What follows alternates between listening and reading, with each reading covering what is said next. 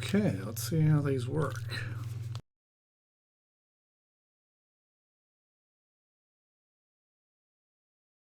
Throw your comic book collection out in the rain. Oh, turn that off.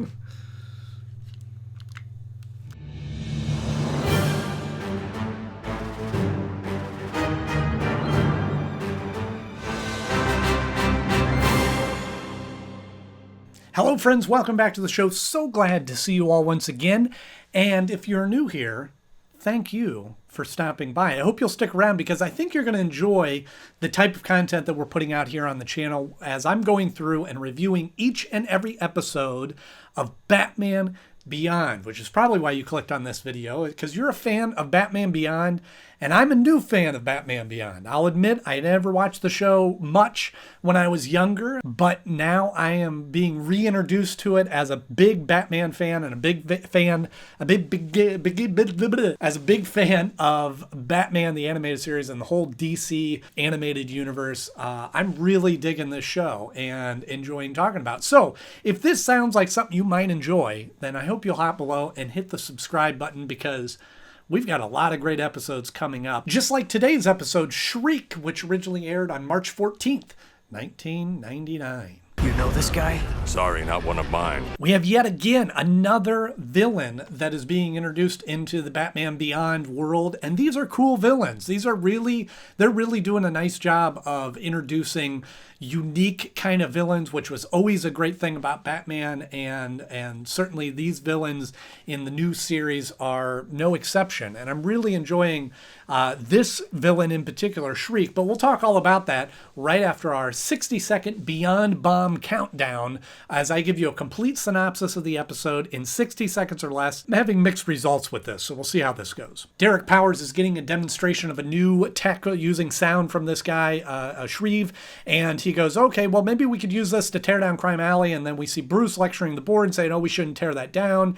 And he goes, well, we'll put it to a vote and we'll see what happens. And then Bruce is out at Crime Alley with Terry and saying, oh, yeah, this is where I grew up and I don't think it's good. And then all of a sudden these vibrations come and the building comes down. Bruce gets hurt. He goes to the hospital and Terry is trying to investigate and seeing what's going on. And he discovers some of the tech belongs to one of the guys that this audio engineer guy. And he goes there and infiltrates, finds out that that's where the tech's coming from. Meanwhile, Bruce is hearing these voices in his head and he's making him wanting to do these things, and he gets put into the psychiatric ward, and Terry goes and visits him and go, oh no, that's it. Oh, it's the bandage, and it has a little microphone that's in there that's causing you to hear these things. So he gets them out of there, and then they go down and they go to the car factory or something to fight Shriek, and Shrek.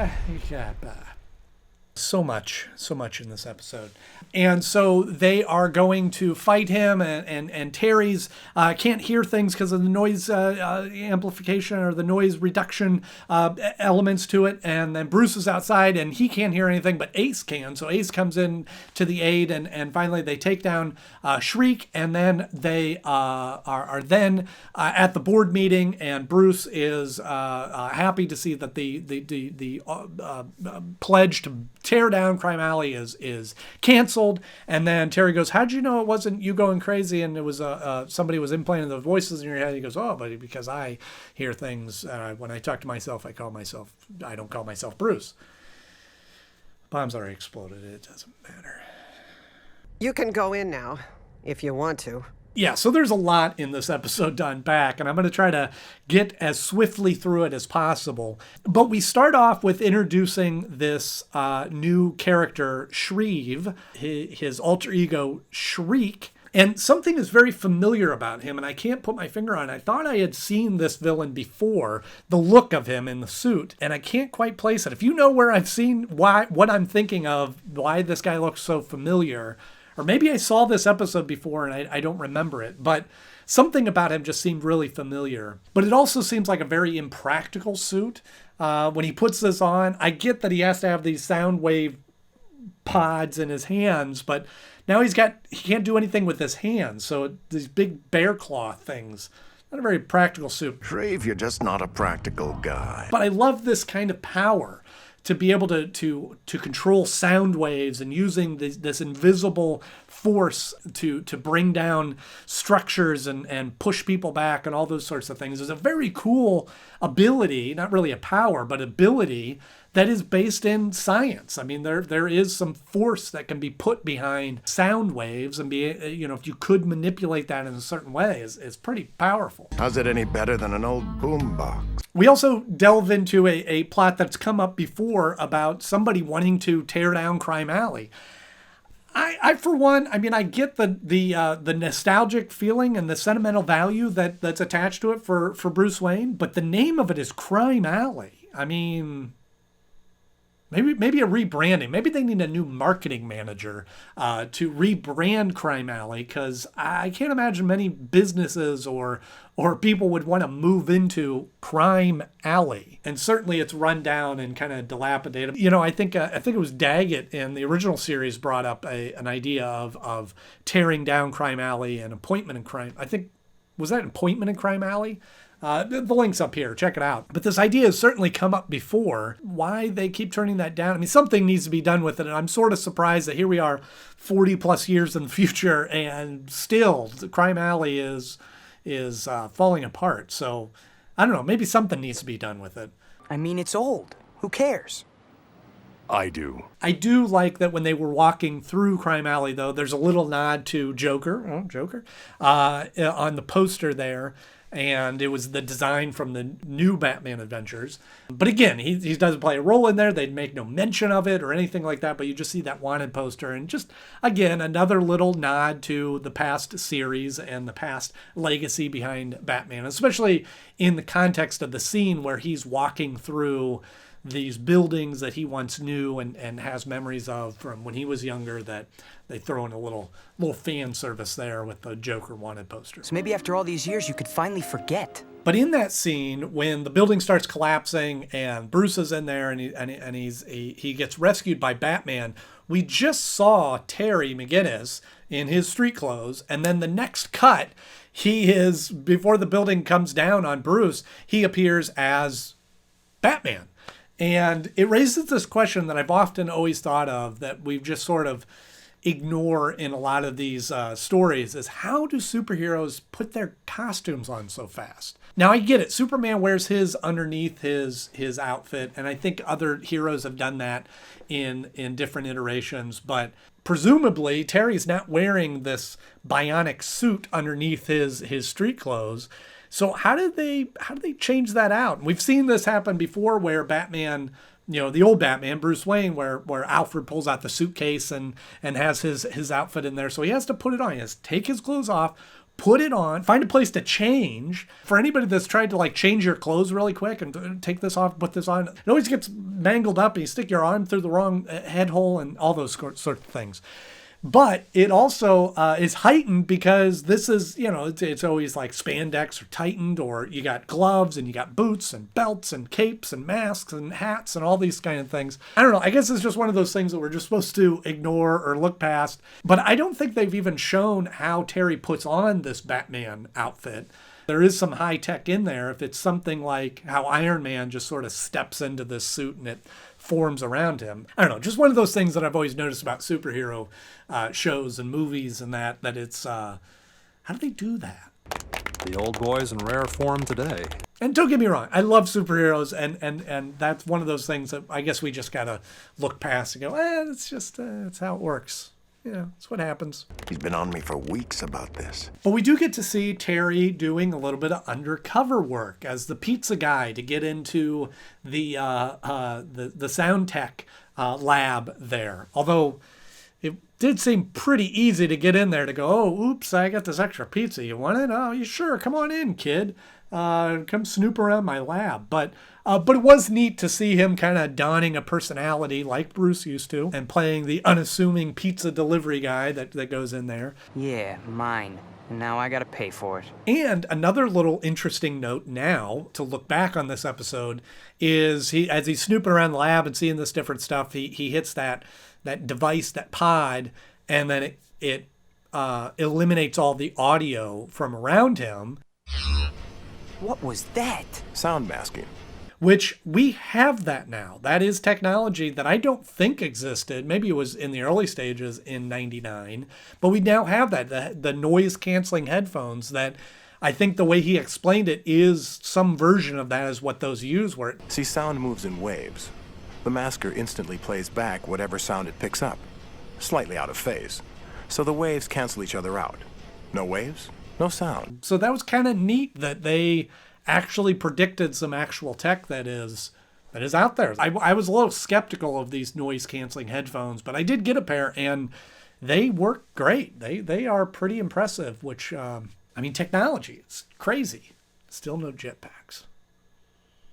Shway. I do like that in this episode we get to see a lot more of Bruce. Again, I know, because I'm coming from the old show, but I do think that Bruce played a great part in this episode, and it was justified why he was in there. And it wasn't like he was stealing the attention from Terry, because truly he's laid up in a hospital, not like he can do anything or take over being Batman. Kind of building on his story, hearing the voices and him being manipulated through that, having some involvement in the story in that way, was kind of neat. It was neat to see that. They think I'm crazy. We'll talk about it back home. At the same time, I thought that the story of this episode was a little all over the place. Felt like they had a lot of different elements that they wanted to get into this episode, and at different parts it felt like they were kind of getting mushy, or like they were loosely connected, and we were just kind of getting from one place to another, and it didn't make a lot of sense how we were that was being explained. So the plot of it, I think, got a little mushy in there. Now go forth and do damage. But there were some great sequences in this episode, and I really enjoyed the noise-canceling device that they used and the way they did it, where they actually eliminated the audio from the soundtrack. This isn't going to help you! Which I'm sure drove editors nuts working on that, or the TV programmers nuts when they were doing that, when they spot checking, oh, there's no audio. But I like when they play around with things like that, when you're experiencing as an audience member what it's like for the characters of what they're experiencing. And it's always amazing to me when they do that sort of effect in the shows, when they, there's always sound, even when there's no music or dialogue or sound effects, there's some atmospheric sound that's laid in there into the soundtrack. So when they eliminate everything, it's very noticeable and very striking. And that's always kind of neat when they do elements like that. Kind of quiet out there, huh, boy? And even then, when they take the mask off or the helmet off of Shriek, that you can hear from his point of view, you can hear his the ringing in his ears and not being able to hear the other audio around him, and him getting panicked by that. It was also pretty cool, the way that they great sound design in this episode. Needless to say, since it's an episode about sound, that it should have that.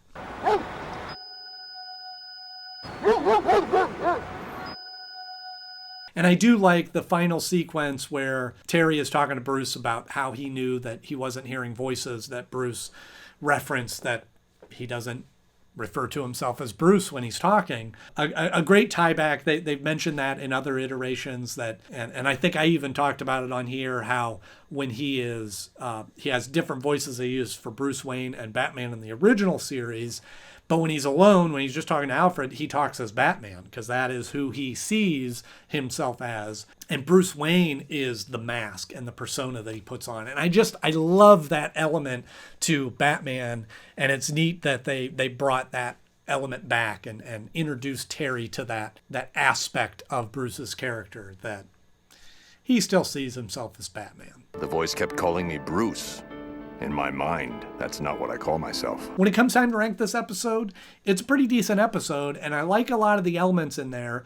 I do like this villain, Shriek, and I think he makes some appearances later on, but it does make me kind of miss the old Rogues Gallery. They're doing a great job of kind of creating new villains, new adversaries for Terry to go up against, and maybe it's just that these characters by nature end up being a little bit more shallow, because they don't have the 80, well, whatever it was, the 60 plus years of history at this point, that they didn't have as much depth or as much gravity to them that I feel like they need, or that you get from the other Rogues characters. But even that fact aside, this plot was a little all over the place. I like that Bruce was in it more. I like that he had more to do in the story and what they did with his character, but just the through line of the plot was a little murky for me. So for all those reasons, this episode falls at the number 4 spot of my favorite episodes so far.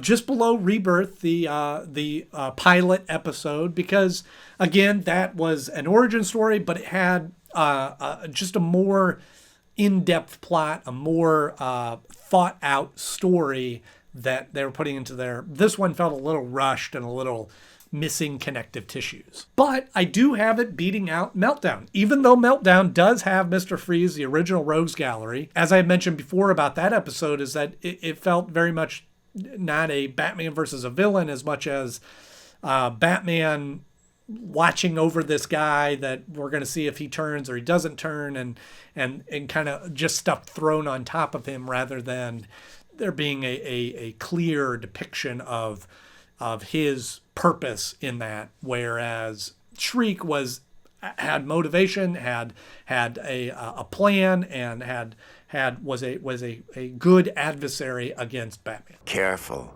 The courts are very strict about slander. So as we're talking about sound, I have to ask the question, if a tree falls in the woods and nobody's around, does it make a sound?